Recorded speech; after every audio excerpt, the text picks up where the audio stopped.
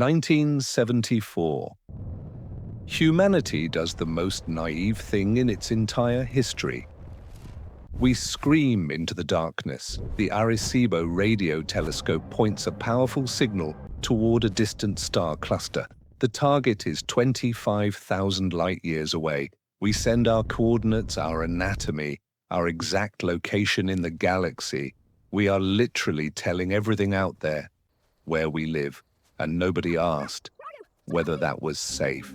That same decade, we launched the Voyager probes. Each one carries a golden record. On it, greetings in 55 languages, music, sounds of nature, and again, our coordinates. We behave like a child lost in a dark forest, who instead of hiding, screams at the top of their lungs, "I'm here. Is anyone out there?" Nobody answered. And that is far more terrifying than it sounds. Think about the scale. The observable universe contains hundreds of billions of galaxies. Each galaxy holds hundreds of billions of stars. Most of those stars have planets by the most conservative estimates. Just in our Milky Way alone, there should be thousands of worlds where life emerged. Thousands, maybe millions. And some of them are older than us, much older. Our solar system is 4.5 billion years old, but the universe itself is nearly 14 billion years old. That means somewhere out there are civilizations older than ours by 1 billion years, by 2 billion, civilizations so advanced we cannot even begin to imagine their technology. So where are they? Why don't we see their megastructures around distant stars? Why don't we hear their signals? Why in this vast, unimaginably ancient universe do we hear only silence? This is the Fermi Paradox, and the answer to it is one of the most terrifying ideas the human mind has ever produced. Let's go through this carefully, because every detail matters, and every detail makes the picture more disturbing. Start at the beginning, with the question physicist Enrico Fermi asked back in 1950, over lunch, in a casual conversation with colleagues. He simply asked, "Where is everybody?" A simple question, but behind it lies an enormous problem.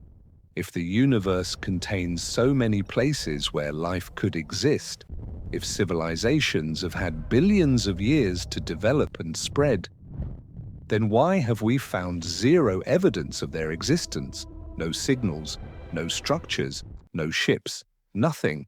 Astronomers have been searching for answers for decades. The SETI program has been listening to the cosmos for over 60 years. Thousands of hours of observation, millions of analyzed signals, and only one time in the entire history of astronomical observation was a signal recorded that might have been artificial. 1977, a radio telescope in Ohio. A researcher wrote a single word on the printout. Wow, the signal lasted 72 seconds. It never repeated. And to this day, nobody knows where it came from. Nothing else. 60 years of silence. Some scientists say, we just haven't looked in the right places yet. The universe is enormous. Our instruments are imperfect. Maybe we are simply missing signals. Possibly. But there is another explanation, far less comfortable and far more logical. Imagine a dark forest, night, no sound. In this forest there are hunters. You cannot see them, you cannot hear them, but they are there, and every one of them is armed. Now imagine you are also in this forest. What do? Do you shout? Do you light a fire? Do you announce your existence to everything around you? Or do you go still, hold your weapon ready, and stay quiet? This is what our universe looks like, according to one of the most logical and most terrifying theories in modern science, the dark forest theory. At the foundation of this theory are two simple truths. The first, survival is the primary goal of any civilization, not just human ones. This is a universal law of evolution. If a civilization does not place survival above everything else, it ceases to exist. Simple mathematics, the second truth. Resources are finite: matter, energy, space. There is a limited supply of all of it. And the more civilizations competing for those resources, the higher the stakes become, the more intense the competition, the sharper the conflict. Now ask yourself, if two civilizations become aware of each other, what happens next? Optimists will say. They make contact, exchange knowledge, cooperate, maybe even become friends. But think deeper. How can one civilization ever know that another is not a threat? It cannot. The distances between stars are so enormous that even a signal traveling at the speed of light takes years to arrive, decades, centuries. While you wait for a response to your first message, another civilization could go from stone tools to weapons capable of destroying entire star systems, and you would not know until it was far too late. This is the chain of suspicion. Between any two civilizations, there exists an unbridgeable gap of mistrust, not because they are evil, but because they cannot know for certain. Never. And when the cost of being wrong is the extinction of your civilization, paranoia becomes the rational strategy, not a weakness, not a flaw, the only correct decision. Subscribe to the channel because it only gets more interesting from here.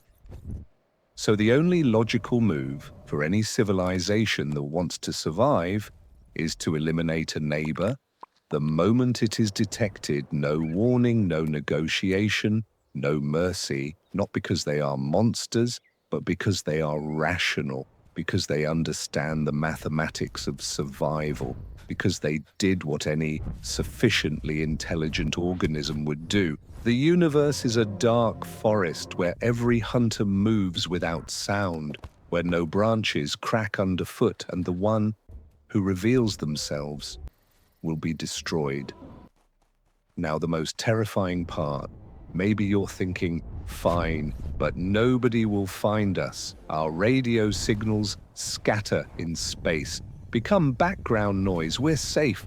No, we don't need radio to be found. The planet itself gives us away, and it has been doing so for 2 billion years.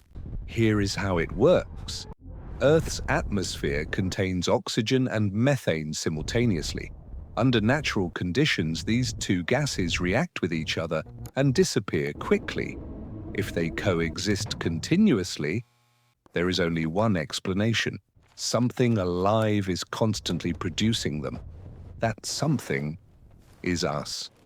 Any civilization with a sufficiently powerful telescope, watching Earth transit across the face of the sun, would see this chemical anomaly in our atmosphere. They would not hear our radio signals, but they would see our planet, and they would understand something lives here. We glow in the dark forest. We cannot stop glowing, and the only question is whether someone has already noticed and what they decided to do about it. If the dark forest is real, then the silence of the universe has a completely different explanation. We hear no one, not because there is no one, but because everyone is hiding. Everyone went quiet. Everyone is afraid. Or those who screamed are already gone. Think about that. Maybe civilizations that sent signals received a response, but not the one they were hoping for. Not a greeting, not an invitation to dialogue, something entirely different, something after which nothing remained of them. This explains the great silence, not the absence of life, but the absence of any desire to be heard.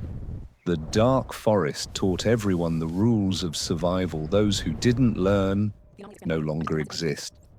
And we in the middle of all of this are screaming into the darkness, sending our coordinates, inviting guests. But let's pause for a moment and look at the other side of this question, because there are scientists who believe the dark forest theory is wrong, and their arguments are worth hearing. First argument: resources are not as limited as they seem. Our solar system alone contains 8 planets, hundreds of moons, billions of asteroids, countless comets, enough matter for trillions of civilizations. Why fight over resources when there is so much available? The answer is simple. A civilization that exists for 1 billion years needs 1 billion times more resources. Eventually, even a star system becomes too small, even a galaxy. Competition becomes inevitable, just a matter of time. Second argument: maybe advanced civilizations outgrow aggression, maybe they become wise, calm, benevolent, possibly. But think about it this way: even if 99 civilizations out of 100 are peaceful, one is enough.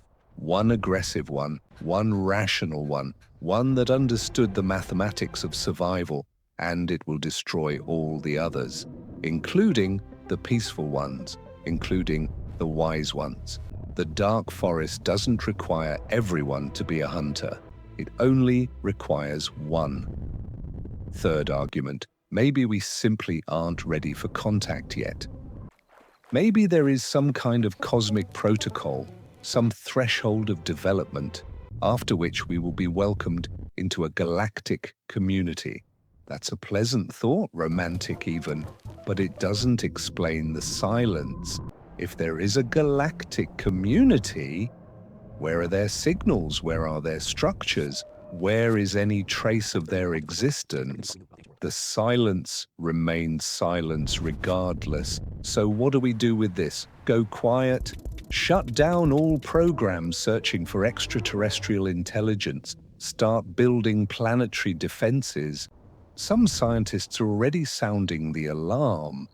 Stephen Hawking spent the final years of his life warning contact with an extraterrestrial civilization could be catastrophic for humanity. He compared it to the encounter between indigenous peoples of the Americas and European colonizers. Technological superiority decided everything, but other scientists disagree. They argue if a civilization is advanced enough to reach us, it has long since outgrown any need for our resources. It has already found other solutions. It no longer needs our planet. Maybe they are simply observing, waiting, studying, or maybe they don't exist at all. Maybe we are alone. Maybe Earth is a unique accident, a combination of conditions so rare that in 14 billion years it happened only once, and that once is us. That is also terrifying in its own way. To be alone in a universe of this scale is no less frightening than knowing you are not alone. The Voyager golden record is currently traveling beyond the edges of our solar system. In 47 years, it has covered 23 billion kilometers. On cosmic scales, that is nothing. The nearest star is 4 times farther away. Voyager will take another 70,000 years to reach it. But it is moving. Our message is moving, and if someone finds it, they will know where we are. Is that good? Is that bad? The answer depends on what kind of universe we live in. A dark forest or a garden. What do you think? Should humanity keep sending signals into space and searching for contact? Or should we go quiet and stay hidden? Leave your answer in the comments. I read every single one.